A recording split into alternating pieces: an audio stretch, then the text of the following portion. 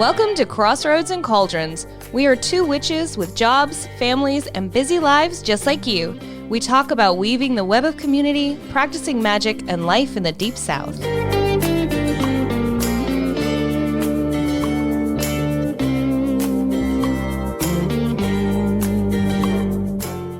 Hi, everybody. Welcome to the show. I'm Selena, and you're listening to Crossroads and Cauldrons podcast. We have a super exciting guest for you today. We are speaking with Jacki Smith. And Jacki is the owner, founder, and president of Coventry Creations, an internationally known maker of spiritual products, and a co-owner of Candle Wick Shoppe in Ferndale, Michigan. Over the past 30 years, she has created hundreds of magical candles. She teaches spiritual development classes, podcasts, volunteers, and is a best-selling author of Coventry Magic. And she's here to talk about her latest book, which just came out, and I just read it, and it's fantastic, The Big Book of Candle Magic. Welcome to the show, Jacki. We are thrilled to have you here. Thank you so much, Selena. I am very excited to be here, and I'm so excited to show off my new book. I'm very proud of it. You should be. It's wonderful. So this is your first time on the show. So before we start talking about the book too much, let's get to know you a little bit. So can you tell us a little of how you came to witchcraft, particularly how you came to work so deeply with candle magic? I was young. I was in my early 20s, 21-ish. And this was so long ago when this was pre-internet. Mm-hmm. And the only stores, there really weren't many stores around in the metaphysical, spiritual world. And I was in was it a Walden Books? I don't know if they still exist, but there just so happened to be the Book of Runes that had the clay runes in it and the book. And I opened it up and I said, "What is this?" And I'd read about these tomes of metaphysics, and it was like, no, this isn't what it is. And I'd always been drawn to the spiritual side of things. I mean, even as a kid, I wanted to be a nun, but then I realized that nuns weren't allowed to do the spiritual things that I wanted to do, so that was off the list. So I've always been drawn to this. So when I found the Book of Runes, I went, okay, so there is more, and so that took me on a little journey. And I would go and I would search out, get into the yellow pages. Because yes, mm-hmm. Yellow pages were first really pages, and they were really yellow. And so I get in there and look under all kinds of different headings to find different bookstores. And so and I would start to find different occult shops and metaphysical bookstores and started my journey that way. And I just loved it. And I've always loved candles too. So I was the kid who would mess with the dinner tapers at the dinner table and get my hand slapped. And, but I still went back for more, but I would just love to watch the candles. So I would just watch the candles at the dinner table because I loved the transformation that happened. And I was like, I wanted to know why it happened. Why did it work? And I'm not saying I was so obsessed by it, but I just loved that process. And so then it was a natural progression as I was learning magic. And candle magic intrigued me the most because you watched your magic happen. So I loved it. And then you could add stuff to it and have fun with it and do all kinds of cool things. I love that story. It reminds me very much of my own early witchcraft days of finding things in bookstores and literally thumbing through the yellow pages. Of course, we didn't have any metaphysical shops, and we still only have 3 in the whole state. So it's a little backward here. You may know that already. I don't know. But so yeah, it's interesting to see that those parallels, like where you entered the witchcraft generation is not necessarily the same as your chronological generation. Right. But we're still very much living like that here, except of course we have the internet. So that helps. But, I remember having a big, those little underbed boxes that have wheels and rolling full of Yankee candles from the mall. And I thought I was very special because I had the fancy candles, right? That was my magic. This was my candle magic box. I love it. And every time you opened it, they all start to smell the same when they're in a box together. So I just have wonderful memories of candles, and I've been a little bit of a pyromaniac my whole life. So Oh, yeah. Mm-hmm. Candle Magic has always been my favorite too. Before I started making candles and I wanted to figure out how to get the scents and the herbs in the candles, I was studying to be an herbalist at one point in a correspondence course. And as I was taking this correspondence course, I went, this doesn't teach me to be an herbalist. This teaches me how to cheat on tests. So, but I loved the magical part of the correspondence course. And so I started making my own card catalog, like little 4x5, 3x5 card catalogs. And I had this great cross-reference thing. And I wanted to, and it was all magical. And so I'd get a 7-day candle and I would put it in a pan of water and melt it and clip the wick up and melt it. And then I would add oils and herbs to it and like wiggle it. Mm-hmm. And so I would make my own candle because this candle didn't exist then. I mean, you could get like a Yankee candle, like you said, you could get a scented candle somewhere. Yeah, not the but same. I wanted to make a magical candle. So first I started there, and then I learned that adding a lot of herbs to a glass candle is a bad idea. Yeah. It makes a little bit of a bomb at the end. Mm-hmm.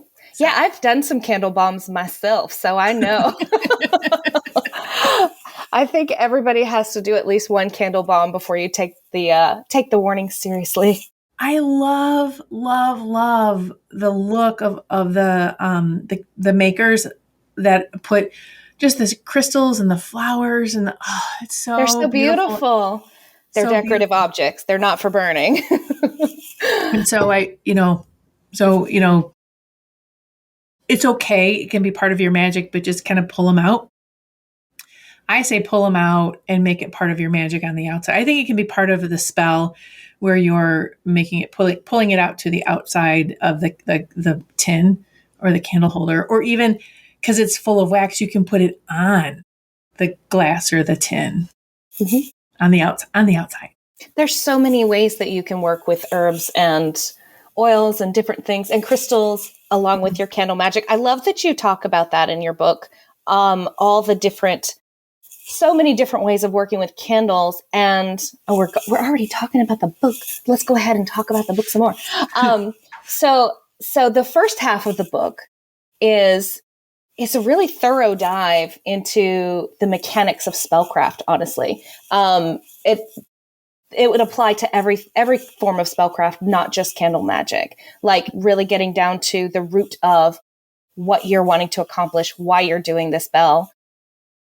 That part of it, which is very important and often overlooked in just books of spells. So talk to us a little bit about that process of really distilling what your magic is going to be about before you even start the spell itself. This is the superpower. This is everyone's superpower to we can all light a candle. I mean, and lighting one of my candles or lighting anybody else's magical candles is great, and it'll work. It will, and it'll work today.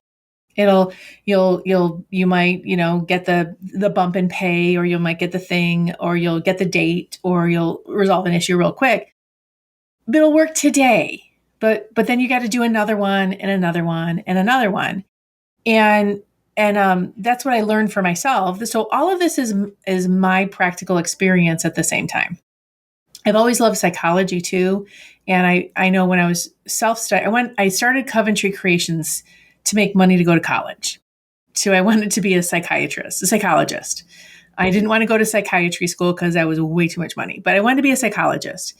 And I never made it to college because I kept making candles. But so it was a lot of self-study on my part. I would talk to psychologists, have my own therapist, and I would read books about this, and it always fascinated me. So, I'm not talking about super self-study, but the interest is there. And so one thing that struck me was how much, when my parents would say to me, talk about psychology and mental health is as if it was witchcraft. I remember hearing my dad say that to me as I am a witch and not really telling them about it. and like that voodoo or that, witchcraft of psychology. And I was like, maybe it is. So then I started watching spellcrafting, and I started watching root work, and I started watching what people do at shamanism, and what does it do to a person? What is it? What happens on a deep soul level when it actually works? And I realized that if you go deep in your healing, if you find out what the root cause is, if you find out what is really bothering you, if you marry your magic with a deeper healing practice, then you win. You win. You get a big change in your life. You get what you want. And it's funny. I was just writing. Was writing an article today for one of my websites, and I was realizing that as I was launching the Big Book of Candle Magic, I forgot to do my work. I just got into the business of launching a book, and I forgot to do the work that I write about in this book, which I find highly ironic. And I got miserable, and I became a giant ball of mess.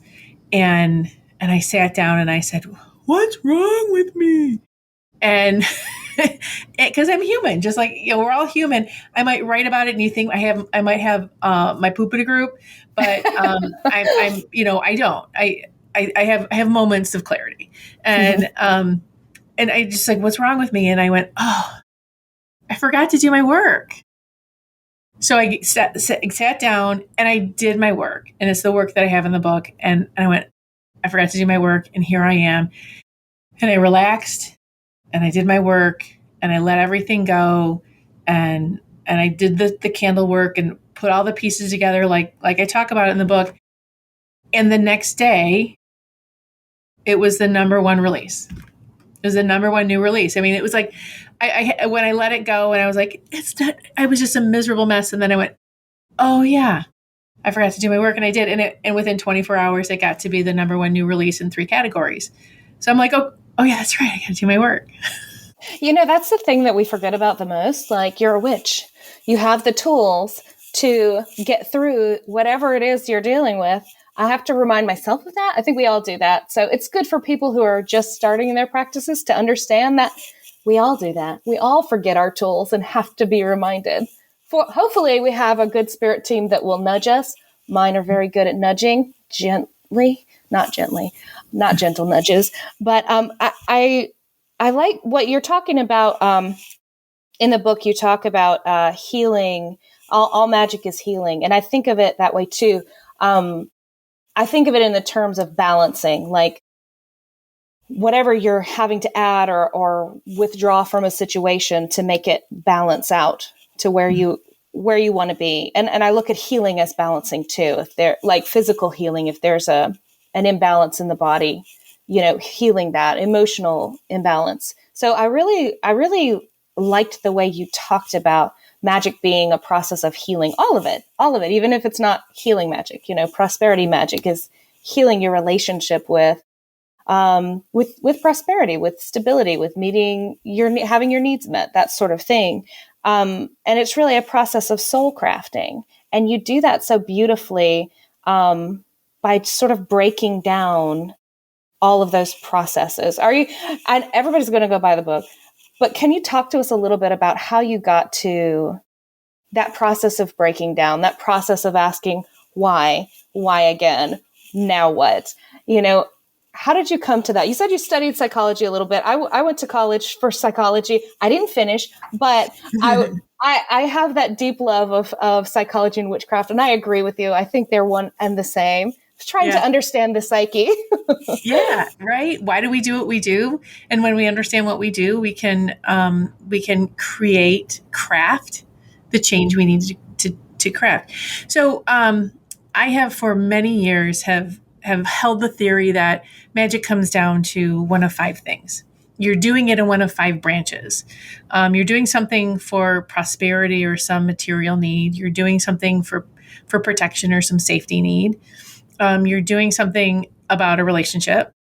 Or you're doing something about healing, or you're doing something that dealing with something that needs to be cleared. And I started talking about that when I brought out Coventry Magic. And I was doing, making shelf talker cards for my products. And I couldn't do more than the 5 categories. So I really had to think about this and meditate on this. And I'm like, well, it really kind of comes down to these 5 things. So I had many years to really prove that theory. And it works continuously. I went to a convention and I said, all right, you guys challenge me. And I had hundreds of people challenge me. And I did readings for hundreds of people with these cards. And it continues to work 10 years later. And then as I was writing about the book, I went, oh, guess what that is? It's Maslow's hierarchy of needs, which is a psychological philosophy that if you don't, you have to take care of your base needs. And it's like in a triangle. You have to take care of your base needs, like your physiological needs. Like you got to have food in your belly. Then you have to have a roof over your head. Then you have to feel safe. And then you have to have companionship before you can self-actualize. And self-actualizing to me is magic, right? Self-actualizing is I can create, I'm empowered to create whatever I want to create. So that I was like, oh yeah, that's the same thing. I just didn't know I forgot I was influenced, which is interesting because Maslow was influenced by, he was studying with, I forget which tribe. He studied with different First Nation tribes to get to that philosophy, high full circle. I was going to say it goes back to a lot of our, energy healing and that sort of stuff, working with chakra systems. You have to take care of, your roots and all of those things first before you can work your way up that column. So, and the why is that came from my sister, Patty, who's my business partner and my healing partner. I was having a really stressful moment and I was taking over the sales department, and I spent several days organizing everything and color coding everything and getting it just so perfect, and then not wanting to make one phone call. Mm-hmm. And then I went out to her and I said, I can't do this. Nope, I can't do this. I'm not doing this. I can't do this. This is not what I'm doing. We have to hire somebody. I can't do this. And she looked at me and she said, I'm going to ask you a question and I want you to answer me with the very first thing that comes out of your mouth, comes into your mind. Don't think about it. I just want you to answer me. And she goes, I said, okay, fine. She goes, well, why is that? I said, because blah, blah, blah. I'm like, oh, and I don't even remember what I said at that moment. I do remember what I said. I said, because everybody will hate me. And I'm like, wow, that's, where did that come from? Why? And then she said to me, well, why will everybody hate you? And I don't remember what happened after that because it's a long ago. And so from that moment on, her and I would tag team with each other. Why is that? And so then that became part of my process when I'm doing healing work or doing readings with people. What do you want to do in your life? Well, I can't do that. Well, why is that? So it just becomes part of my magical process. Yeah. And then you get down to what you really need. So it's that primal brain that holds the answers, because we spend our lives negating the primal brain. We're telling ourselves, you don't really want that. Because if you think about it, that primal brain is like that crazy 3-year-old that's on a whole bunch of sugar and will not take direction. Mm-hmm. So we learn, my current 11-year-old, same thing. So we learn, impulse control. Mm-hmm. So we kind of have to lift that impulse control for a little bit to get to that primal brain that says, what I really want is this. And the crazier the answer is, the truer it is. It could be, why is that? Because the aliens are coming. Wait, what? but then the aliens could be, this feels so foreign to me. Mm-hmm. The aliens could be, I just don't want it, or this is painful, or this is too difficult, or this is too new. It could be Bigfoot. I don't know. But it could be just something so weird. But that weirdness, inside the weirdness is the true answer. Because the primal brain is holding that. Mm-hmm. And it speaks in symbol, which we kind of have to decode. Yeah. And that's where our truth is. Our truth is inside that rather than all this logic, because we can logic ourselves. We trick ourselves out of all of our magic. Well, maybe not all of it. We trick ourselves out of our magic so easily. Well, I didn't really, no, that was just a coincidence. Did I really think that, or did I really see Aunt Betty at the end of my bed telling me to go ahead and buy that stock? I don't know. Did I? No, I really didn't. Yeah. So we trick ourselves out of that. All the time. I was, as I was reading your book, there was one part that you were talking about that kind of made me laugh all over the kitchen, because my bestie is always trying to win the lottery. Always. She's always doing spells to win the lottery.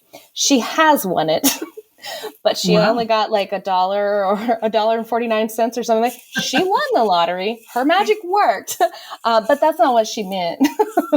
So I loved hearing you sort of talk about that and talk about how to break down, because people, I don't know. I teach witchcraft and I teach spellcraft, and people don't know where to start often, and they don't, or they want the recipe. They want to follow the recipe, and then the thing happens, and they don't recognize that they are the creator of this recipe. It's got to be personal, because the situation is going to be personal. It's going to be unique. And you have to really dig down to the root of why you're doing it, how you're going to do it, what you need to gain from it. And it has to be something, usually once you do that part, it's not so big as I want to win the lottery, or, I need a bigger house. It usually starts off with, I don't feel secure to keep food on the table, and so you start working on, why don't you feel secure? What can we process there? What needs to be healed there? So you can remove that block, because that's an obstacle keeping you from, because you're deep down somewhere telling yourself, I'm not secure, I'm not safe in some way. And that's what you're perpetuating, It's really profound. And I love, I do like recipes. If people say, show me the recipe in this book, it says, blah, blah, blah. Say, well, okay, well, this is a great start. Because when you don't know where to start, sometimes the world is too big. The options are too many. So you find a recipe to start with, which is perfect. It's a great inspiration. So if there's one thing somebody could take away from the Big Book of Candle Magic, is that recipes are a great place to start. And then I love it when you don't agree with them. That's not for me. I want to do this. Or I don't have a green candle for magic. I only have a pink candle today. And so, or I have a purple candle, or I have a white candle, or I have a black, or worse yet, I have a black candle. I only have a black candle, and I need to do a prosperity spell. What do I do? You do whatever you need to do. It's okay, because your magic is your magic, and you set your intent. And in the back of the book, I show you how to use a black candle for prosperity if you need to. So you can take a new perspective and shift your magic however you need to shift it. Shift the energy or the intention of the thing, and make it work for you. So letting that relax, have fun. It's the first thing is like, let's have fun. Let's relax. Everybody relax. And just because someone decided that this was the thing, they were the decider, you can now be the decider in your own magic. Because that was the thing for them in their moment, And so think about when that person was working their magic. So when did they write that? This was written in the 70s or the 50s. This book was written in the 1800s. What did they know? So this book is 60 years old. And so what do you know now? So 5-finger grass doesn't necessarily mean the same thing to you today in 2022 as 5-finger grass then. When I saw 5-finger grass and the name 5-finger grass, when I was younger, I thought the first thing I thought of was the 5-finger discount. And so I'm like, I don't know about five-finger grass. So, but for five-finger grass was different for them. It was like hard work. You're using all your fingers. And I'm thinking five-finger discount is when you swipe something off the shelf at Kmart. And you put it in your pocket. So see how that's like totally different, a totally different meaning. So it's okay that, so the law of signatures, is that, what it looks like to you is what it means. Mm-hmm. And so that's a very powerful, that's why there's so many different common names for these, herbs that have the Latin names. So what it looks like to you is really important. Mm-hmm. And how it fits into your culture as well, because every culture works with different plants, different animals, have completely different meanings depending on where you're coming from and your personal experience too. You may have eaten something that made you sick, and that's supposed to be for healing. And you're like, no, it's not. No. Chamomile is an amazing example of that. Chamomile in one culture is, a luck herb for gambling. I'm like looking at my box of chamomile tea going, really? Where does it say that on the label? It says relaxing and calm. How do those two things work? So those are the things that confused me when I was first getting into magic and herbs and stuff. I'm like, how can chamomile be for gambling and luck and be for,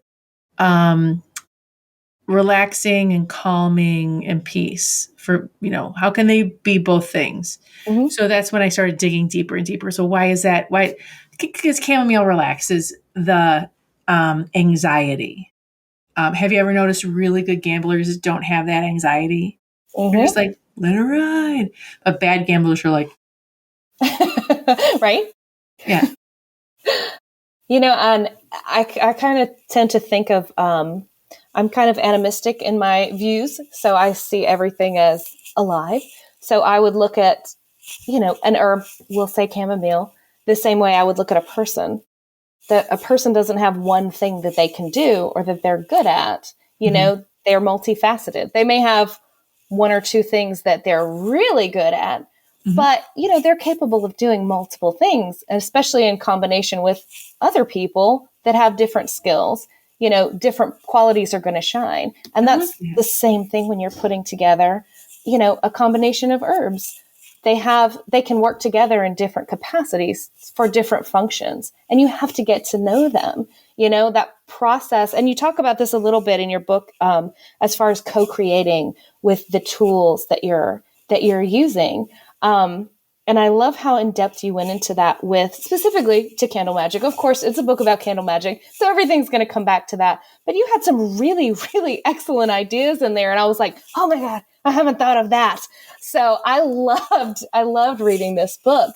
So tell me a little bit about how you, I guess just probably from playing with it, but you talked to me about it. How did you get to find all of these creative ways of using, and this is, a lot of this is there are lists in the back half of the book, tons of indexes of magical symbols and zodiac associations and herbs and colors and just everything is back there. And they all sort of relate back to those 5 categories you were talking about before. Mm-hmm. But you use them in so many different ways. How do you figure that out? Are you just very creative? Well, maybe. For you astrologers out there, I have 7 planets in Virgo. Oh, bless. So it usually scares people.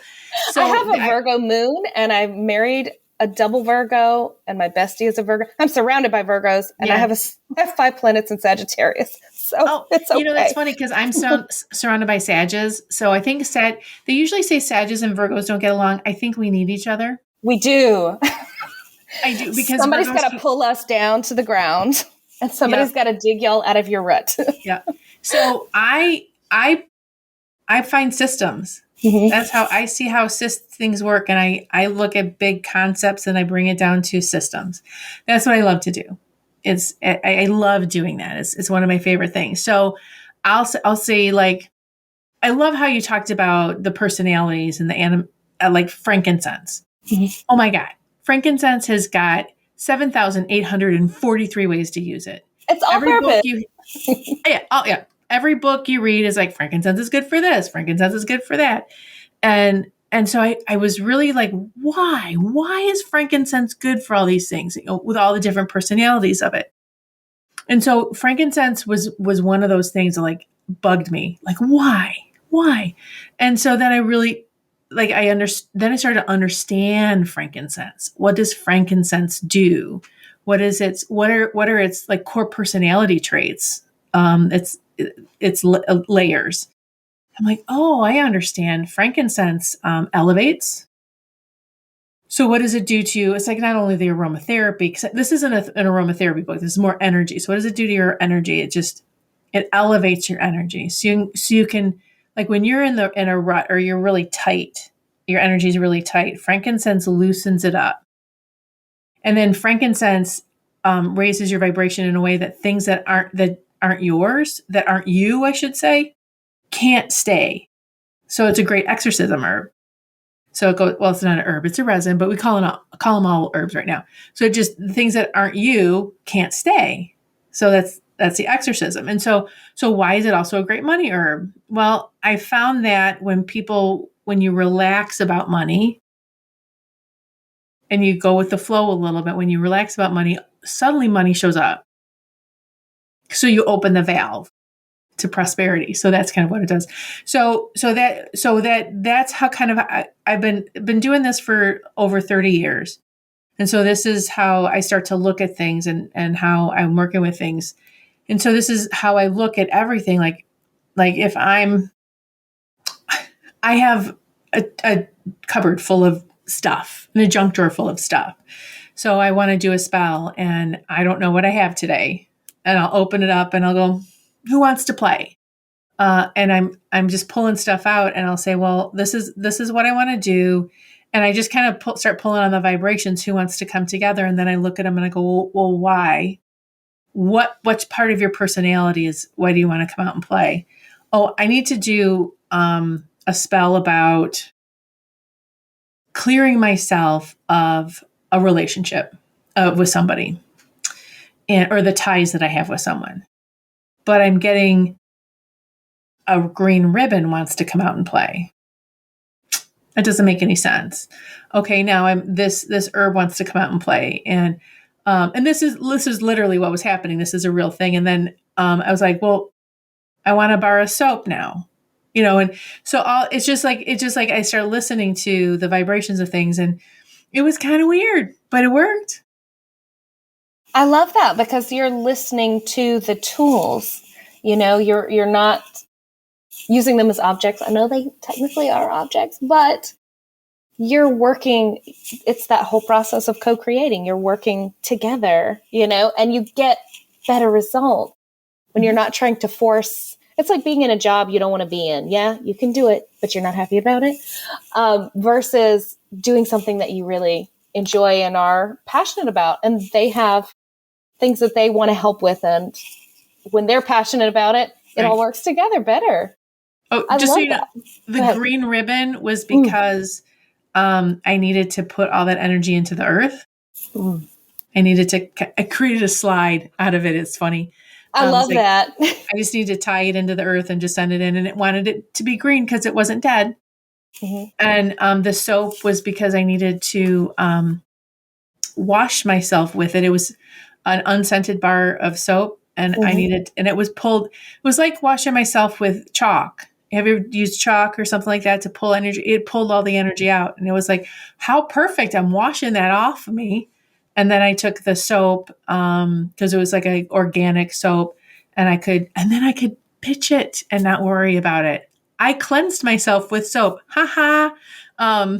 Sounds crazy, doesn't it? I know. But instead of like smudge or anything, I used a bar of soap to clear myself.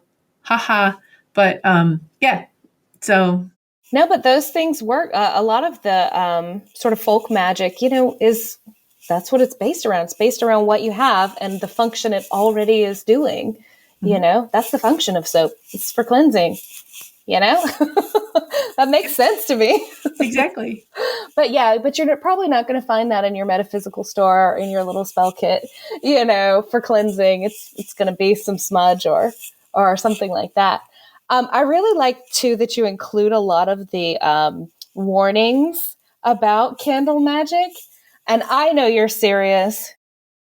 They don't know you're serious. They're still going to do it. They're going to have candles explode all over their house. But tell us a little bit about some candle safety. I do see all the beautiful candles. You mentioned earlier about candles that are so beautifully dressed, and there's a mountain top of herbs on them, and they have crystals stuck in the top. Yeah. And I cry a little inside because everyone that buys them is probably new, doesn't know to take it off. It doesn't say on the label, let's remove this stuff. Thoughts? Well, so flame is an element. And so if we're working with magic, it's one of the elements we work with. So I just want to start with, you're using all the elements in candle magic. It's so cool because you're using air, fire, water, and earth. Fire is easy to pinpoint because it's there. Because it's right earth there. Is the wax that you're using, and also the container that it's in. Air is the evaporation of the wax or the consumption of it.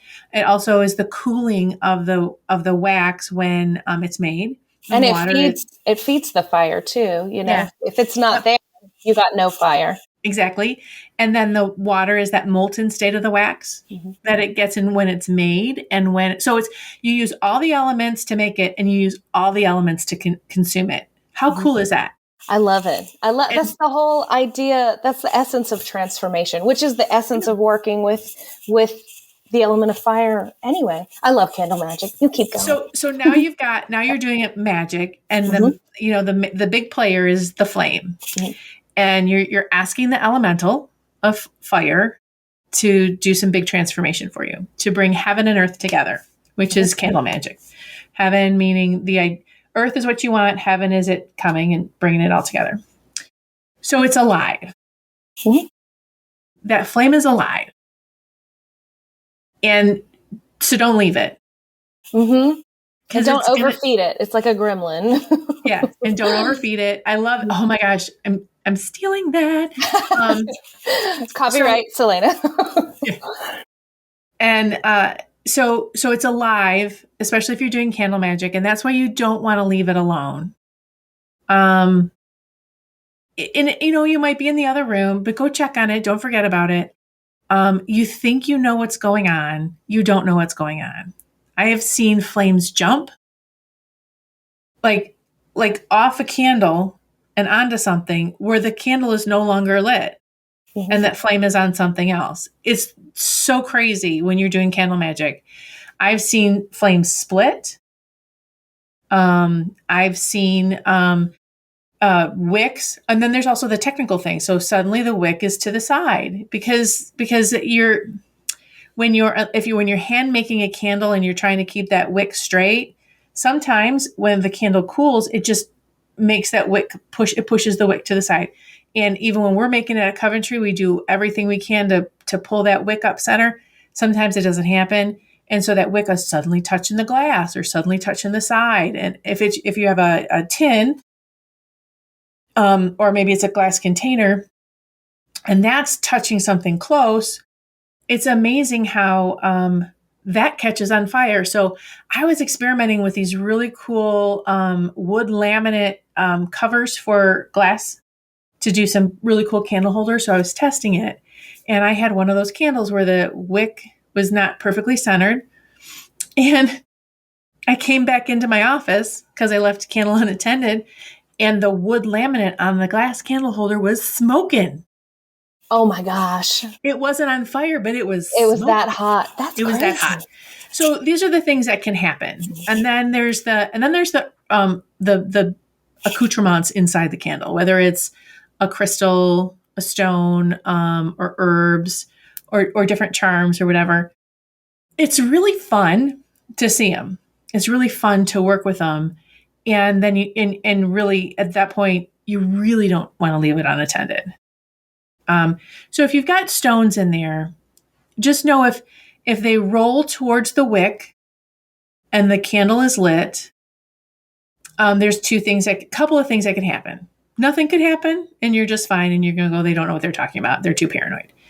The second thing that could happen is it could put the candle out. You know, and because it's called gutters the wick. It stops the technical thing. So what happens is the flame melts the wax, and the wick it wicks the wax up, and then the flame consumes that wax as fuel. So then it wicks up more wax, and it wicks up more wax. Well, when the stone rolls and hits the wick, it either can bend it so it puts itself out, or it can stop the wax from being wicked up. So that's one thing. There's your serious technical thing for the day. Or it can get hot and go, pff, which has happened. And crystal, like quartz, will do that. Quartz will crack. Different stones, if it's more crystalline, will crack. Heavier stuff won't, but it'll knock your flame over. And then there's the herbs and the flowers, which are lovely. Now, a lot of people say, oh, they just float to the bottom. Sure. But if you're at the beginning of the burn, and what happens is the middle is what the middle is what burns first, and then your burn radius goes out over time. But so it all falls into the middle. So then that's when you get the torch. Been there, done that. Yeah, and they absorb the wax and then become more little wicks. It's frightening. It's frightening. I think I have either a story in this one or my other book about how I thought I was being really safe by putting a candle in sand.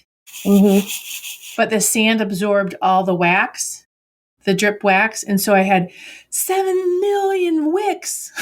Yeah, the sand became a lot of wicks. That was one of those moments I was like, wow, sand, man. I've not had sand catch on fire before, but now I'm rethinking all of my safety standards. So it was a really, really big cleansing spell I did. I guess so. And in the story, your office did not catch on fire. Someone came and found it in time, right? So, okay, everyone can breathe now. But yeah, I usually have like a giant cauldron that I put, if I'm going to be burning something for a long time. I like it. That I put down in there. And I've even had things in there that explode, but the cauldron catches it. That's awesome. Thankfully. But, you got to be careful, especially candles that you're using for magic are different than candles that you've lit, you lit a tea light because it's pretty in the room or whatever. They do stuff. They're working. It gets weird. Have you done side-by-side tests? I haven't. I have.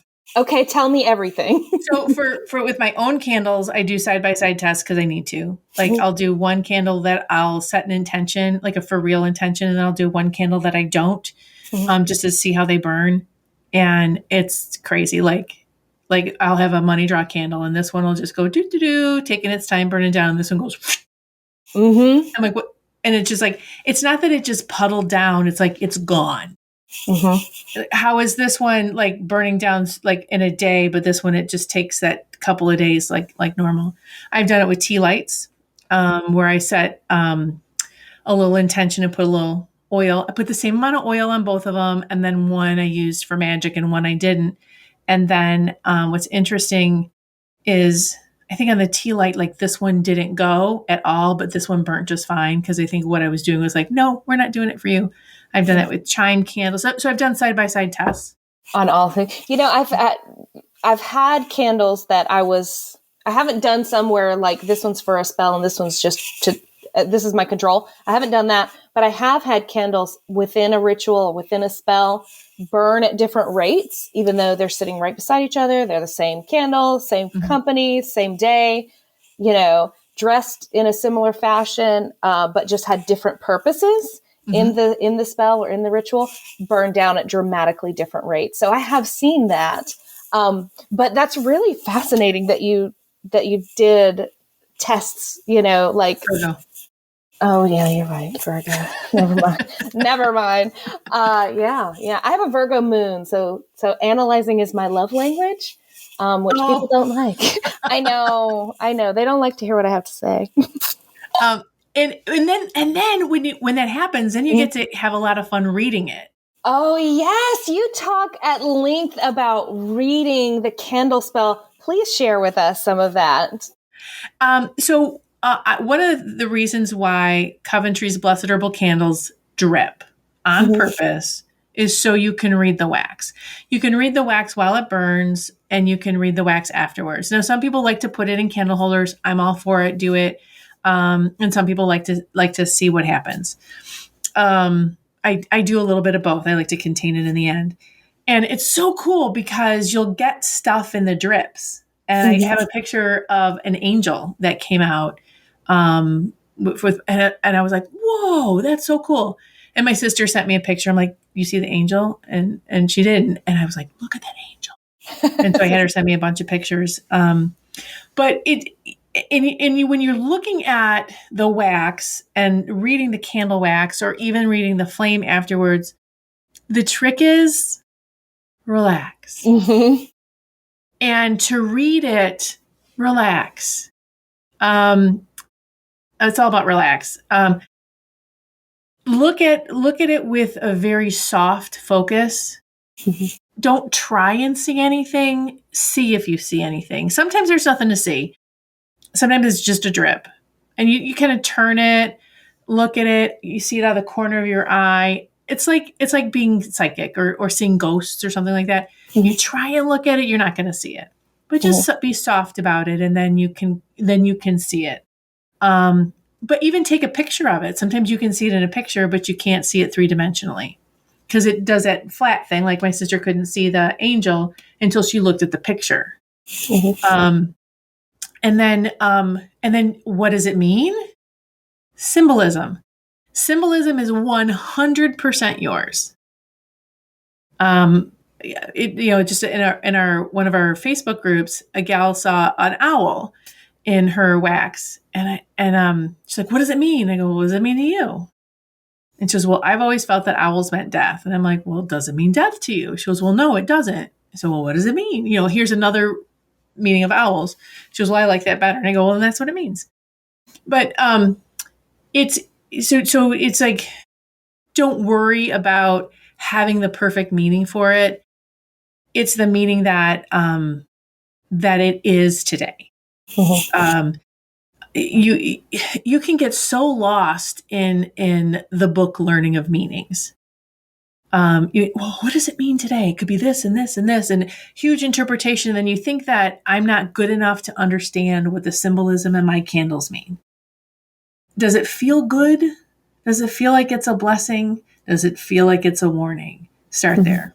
Yeah. I mean, and that's one of the important things of having a practice and having, experimenting and trying different things, because you're going to develop your own personal symbol system, which may not match any of the book. Yep. And it may pull things from here and pull things from there and pull things from this happened in my childhood, and that's why this means that to me. But you're right. It all begins with, what do you see when you're looking at this? Is that meaningful? Does it matter at all? And you start to develop what those different things mean to you. And they may be different at a different time. That's why that symbol's coming through right now. That's why you're seeing that, because that has meaning right now, and you probably are able to interpret it, or it will be coming through as something else, Exactly. Yeah. I love that. It's again, so we get worried that we're going to get it wrong. Robert Place, I was at he does a couple tarot decks that he's designed, and he was teaching a tarot class, and I love this, and I've never forgotten this. So he laid out, he has this complicated tarot divination set. He's like, you put all 150 cards out, whatever. I don't know. That's a lot. Not that many, but so he has like a bunch of cards in all these different directions. So you lay out all the cards, and then you look at it, and then you go, oh shit. And you get all the stress out of trying to know what it means. And so you look at your candle and all the different things on it, and kind of go, oh shit, I don't know what it means. And just let yourself not know what it means at first. And then feel good about when you figure it out. I love that. because you're smart. Everyone is really smart, and you. Mm-hmm. And be open to it coming to you later. There's so many times where I see something and I'm like, okay.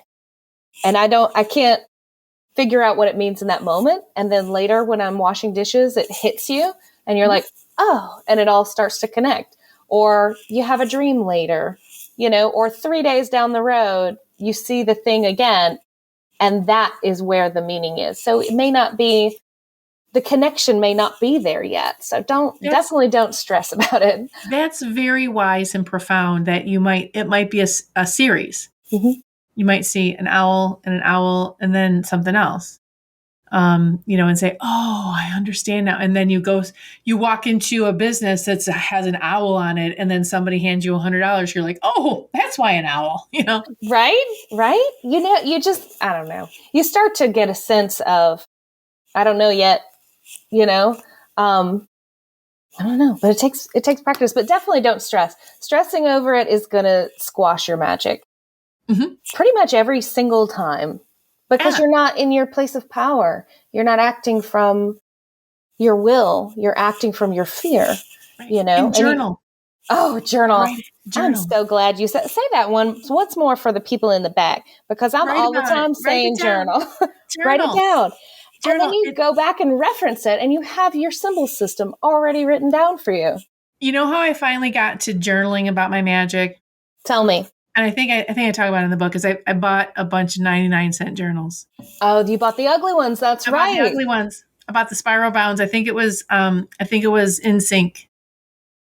I'm writing this down because I harp on my students all the time about journaling and they're always like, oh, I don't want to. And I'm like, I don't care. Do it. And you'll see why later. I bought the ugly ones. Buy the ugly ones. And I wasn't worried about what it looked like. And I also started, the other thing that got me into that is I called it streams of insanity, but just streams of consciousness. And I just like word vomited on the paper. And it felt so amazing. And then I would look at it even a week later and I would look at it and I would be amazed at what I told myself about myself that was coming. Mm-hmm. And maybe some of it was automatic writing. I'm not sure, but it was. So I broke myself of worrying about not getting it perfect by doing it so horrifically imperfect. Mm-hmm. And then realizing that it had value later on. So just do it bad. Writing this down too. Do it bad. And then later on, do it good. And then do it better. And then do it amazing. You have to do it bad first. You have to. It's going to be bad first. Yeah, just do it bad first. With horrible handwriting, with multiple color pens, maybe a pencil that smears a little. Who cares? It's yours. You got your eyes with little hearts. Nobody's going to read it. It's fine. No. That's wonderful. That's some, I was at a journaling workshop. I think it was Thorne Mooney that suggested using the first page to just sort of write where you are. Like, what's your name? What's going on? Where do you work? Just that stuff on that first page, just to get something down. Just put something on that first page. I like your word vomit idea. My students, they have to write 3 pages a day, and they hate me. I'm the worst. But they're like, I don't know what to write. So I really like that. Just vomit your words onto the page and come back to it later. There's some interesting prompts. There's different books that I have that have interesting prompts. And I usually get like maybe a quarter of the way into any of one of those books that have prompts just to get me going. And then I don't need it anymore. But, those are fun because it just gets you going. And I have to admit, this year I haven't done much journaling. So it goes in spurts. So if you go away from it, don't worry about it. Go back again. You'll need it. And then when you don't need it, you won't need it. Now I bullet journal. Mm-hmm. I don't like magic journal, but I bullet journal. And now I bullet journal in my digital journal. That's what I do too. I have moved into a digital journal. It has a pen so I can write on it. So it feels like you have a remarkable. I do. It's literally right here. my favorite. I love it. I forgot mine at home, and so I'm sitting here like, because normally I'll take notes during these things and remember what I want to say. I'm like, I'm sad. I don't have That's what mine. I'm doing. I have my notes in here. I love my remarkable. Oh, it's wonderful because I like to handwrite things. It helps me like, I can be like this, sometimes. So just like physically doing the thing helps get it out of my brain in a way that typing doesn't. Just because we're geeking out, when you're in public using your remarkable, how many people come up and say, what is that? A lot. I've gotten actually a couple of my friends have bought one because I have it and it's awesome. But I'm also like a big planner girl. So I have my planner in here. I have all my journals. I have my class notes. I love it. I love it because I used to carry around like tons of books in my purse and journals. Did you make your own planner or did you buy one? I have done both over the years, but this one, I bought one for this one, which I love because it's all hyperlinked and I didn't have to do it. You'll have to send me yours because I've been making my own. I will. Yeah, I love this particular one. It's very customizable. This is not a commercial for Remarkable, but I'll send you a link to that. It's from an Etsy shop, so it's a person who has made it, and I'll send it to you. It's great. But anyway, back to it's magical. It is magical. But one of the big problems that I'll speak about my students and not just the general people. My students have issues with journaling and finding ways to journal and finding ways that work for them to basically keep a record of what your experiences are. Because when you start to feel crazy later, and you will, if you're on a magical journey and you're doing the work, there's going to come a time where you're like, am I crazy? If not, you might actually be crazy. But you're going to feel like crazy things are happening around you. And if you can go back and say, no, these are my experiences. I wrote that down. I knew I remembered that this happened in a dream and now it's happening and I have proof. It's helpful. It's validating and it's empowering when you start to see all the little pieces that are constantly coming towards you, flowing together, and you don't see it if you don't pay attention. And if you write it down, then you have it. So journal. That's what I'm saying to the other people. Please, everyone, go journal. Go journal. And then you learn what works for you, what resonates for you. Like I learned that rosemary resonates with me really well, as does basil and bergamot. I learned all these things because I kept talking about them. Like, wow, I reference basil a lot. Huh? How about that? And you don't have text messages that you can go back and look at with your guides and people like that, So if I forget something someone told me, I'm looking back through our messages. Did we? Oh, you did say that. Oops. I don't have that for my guide. So I have to write that down so that I remember things, What's really also, if you're just, sometimes when I'm writing notes about like spells and what I want to do and this and that, you get messages, like you said, spirit messages. And there's times when I'm not going to say I predicted anything, but I got personal messages about things to do for my business at the end of 19 and early 20. Mm-hmm. And I didn't know why, but I did them anyway. And it saved our bacon, kept us in business. Yeah. No, that's I think one of the episodes of this show, we were talking about, I don't know, we were doing a show about the fall and somehow it came out of my mouth. If we don't change what we're doing, we're going to have a plague. We're going to have something is going to happen. And then that was in like August of 2019. So when the pandemic hit, I got a lot of messages. Do you know you said this? I did not. I had forgotten that I said that, but it's, it's recorded. So keep a record of what you're doing magically. It will really it'll point you in the direction of your path and your practice and your gift, which is going to be different than everyone else's. So you're not going to find it somewhere else. You're going to find it in your stuff. Thank you. Yes. Future self will thank you. Absolutely. I thank past Jacki a lot. Oh, all the time. All the time. I try to set my future self up for a happy life. I try to love my future self the way I want to be loved now. That's the goal. That's why I plan. That's why I have a calendar so that I don't forget stuff. I love it. But yeah, I really like let's talk about your Magic 5 a little bit. You mentioned it, but you didn't tell us, like, you mentioned briefly sort of the individual categories. And those really correspond to with the elements, with the elements of magic that we use in order to sort of create. Tell us what those magic 5 are. I don't know if we actually listed them. The magic 5 are prosperity, protection, love, healing, and clearing. And how do those relate to, you said you were working with your hierarchy of needs and how they each fit into, like you can fit every form of magic into all of those categories, really. Right. So prosperity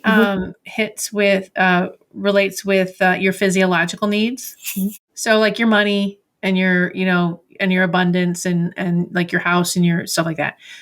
Protection hits with safety and protection, love and companionship. And then in Maslow, he talks about self-esteem, and I put healing and clearing in self-esteem, and then self-actualization in magic together.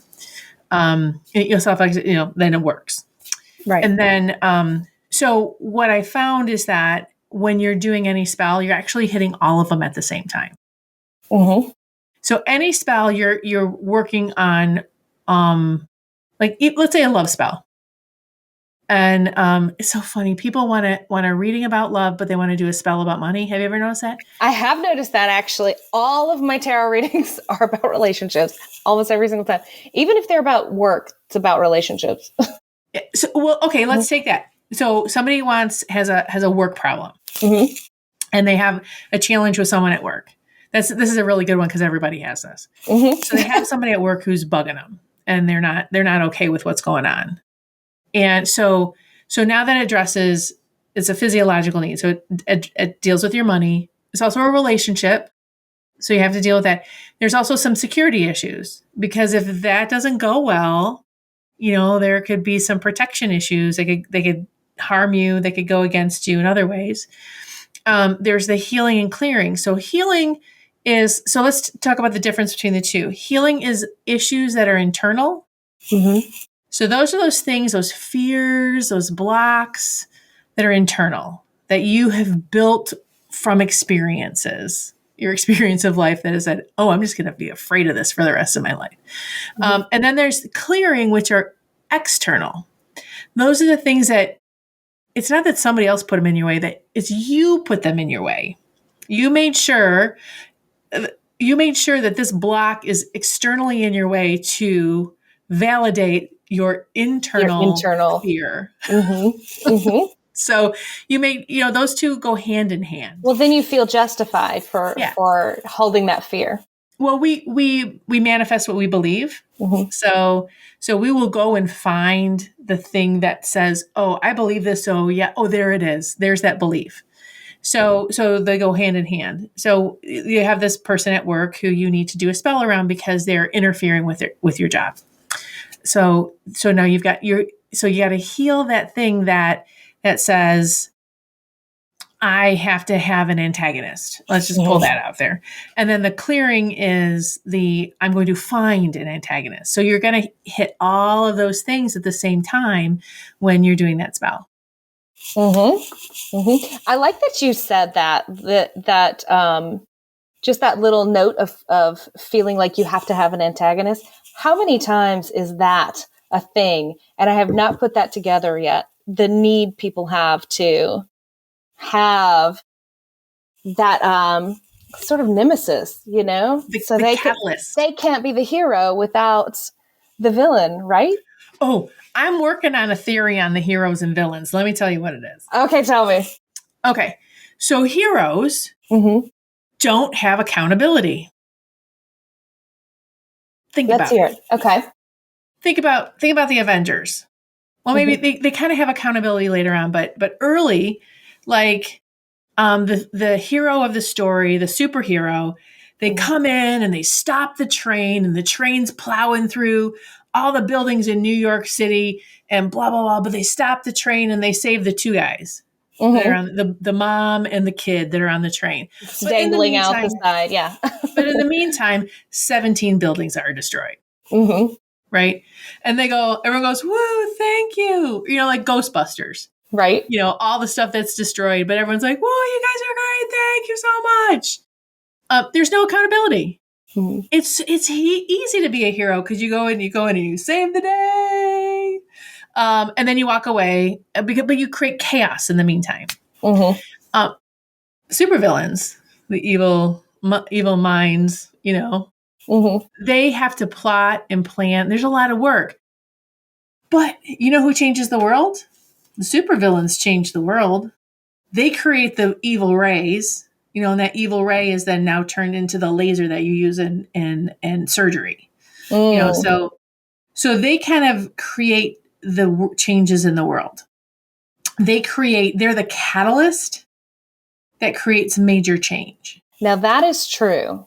That is true. I think people are generally content to keep the status quo, and something does have to come along to shake that up before we're willing to look at things in a different way or see what is being overlooked and allowed when we just sort of sit at the status quo and don't really examine things, Yeah. So you're right about that. So I've been watching and looking at heroes, villains, the whole thing, and watching the superhero world and how that's going, and because that's our modern day mythology. It really is. You're right. And so how does that work in magic and how does that reflect our collective psyche? What is happening in our collective unconscious that these are the way we perceive, our current myths. Yeah, and then when heroes are held accountable, mm-hmm. And you can see it in some of the Avenger movies, and you can see it in. There was Will Smith had a movie where he was a superhero, but they held him accountable. Mm-hmm. I can't remember the name of it off the top of my head, but he got in trouble because he was tearing up streets. You're starting to see it in a lot of books and literature as well. That whole, a flawless superhero thing is starting to kind of crumble. Yeah. And so it's very uncomfortable for everyone. It's uncomfortable for the reader or the watcher, and it's uncomfortable for the people in the story because we don't know how to keep a hero accountable. So, but look at that in your magical world too. So you want to, we want to be heroes in our own lives. Nobody wants to be the villain in their own life. So here you are, realizing that maybe you have been the villain in your own life. Maybe you haven't taken care of yourself enough, or maybe you've done something wrong. Mm-hmm. I don't like when I've done something wrong because I can justify things in a snap. But sometimes I need to step back and go, I'm the jerk here, and I need to make amends, and I need to be held accountable. But that's really, really magical. It is. It's really powerful. And so being the hero is not necessarily the best thing. Sometimes being the worker behind the hero, or being the worker who builds the thing, and you don't need a hero, because it's like winning the lottery. You don't know how to manage the money. You become worse off than you were before. But when you build your wealth piece by piece, you learn how to deal with it piece by piece. And I have to say, as far as a soul journey goes, and as far as becoming a better person, a more compassionate person, my biggest lessons have come from me being the asshole, and recognizing it was me, I'm the problem, in this situation. And how can I not do this again? And how can I see that in others as well?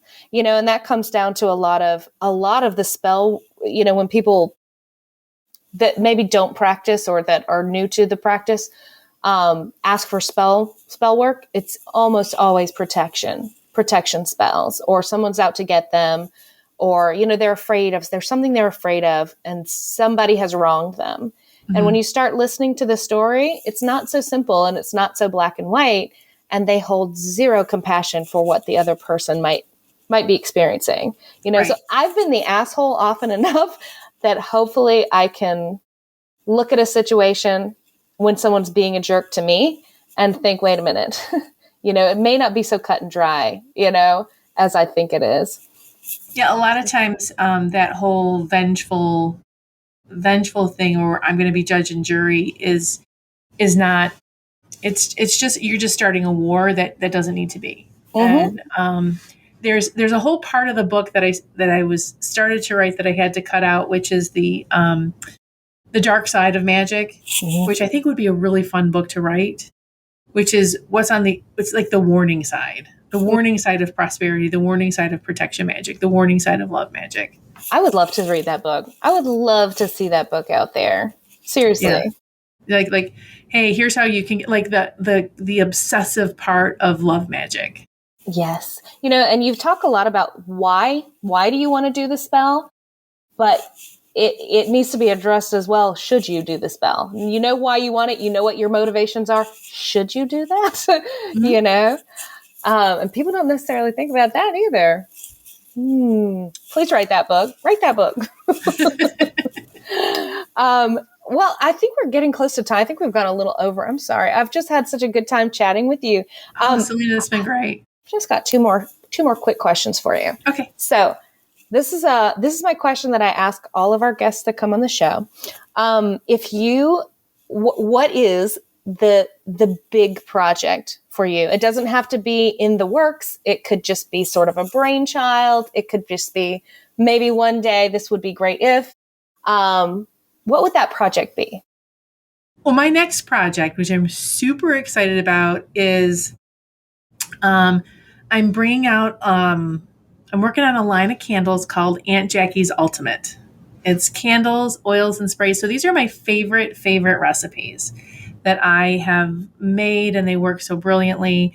And it's really, really, a lot of it's based on the Magic 5. And people will recognize some of the names and stuff, but these are my babies. So some of them I've made for years, but these are my ultimate recipes and candles. Oh, that's awesome. That's exciting. Yeah. And those are great for when you're like super busy and you can't necessarily break down and do all of the work yourself, to have those handy. And they are so very potent. I obviously haven't used those, but I have used some of your candles in the past, and they're they do the thing. They do the thing. Thank you. So tell our listeners where we can find you. You can find me at coventrycreations.com. That's our home site. It's our business site that has all of our information and where to find us, a lot of our socials on it. And you can find us on every social platform. You look up Coventry Creations or Coventry Candles. You can find me, Jacki Smith, but it's easier to find Coventry. There's a lot of Jacki Smiths in the world. And you can also, on Facebook, we have a group called the Witches Union Spellcaster Club. Mm-hmm. And we have the Witches Union, and it's a fun little thing where we ask questions, and a little group that we have some fun stuff with there. Fun. Well, awesome. And we will put all of your links and links to your book in the show description. And be sure, if you're listening to this episode, check out our YouTube channel. This is a video episode as well, and you can see our lovely guests face to face. And it's been really wonderful chatting with you. I do hope you'll come back and see us again. Any invitation, I will be hopping right back on. This has been great. Wonderful. It's a great show. I've enjoyed myself so much. Thank you. And everybody, have a great rest of your week, and blessed be.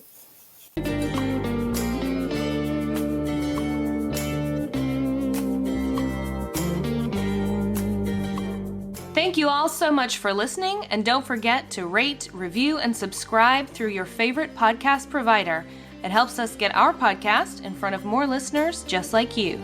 If you'd like to get in touch with us, you can leave us a voicemail by clicking the link in the description of this episode, and you can always find us on Facebook and Instagram by searching for Crossroads and Cauldrons Podcast.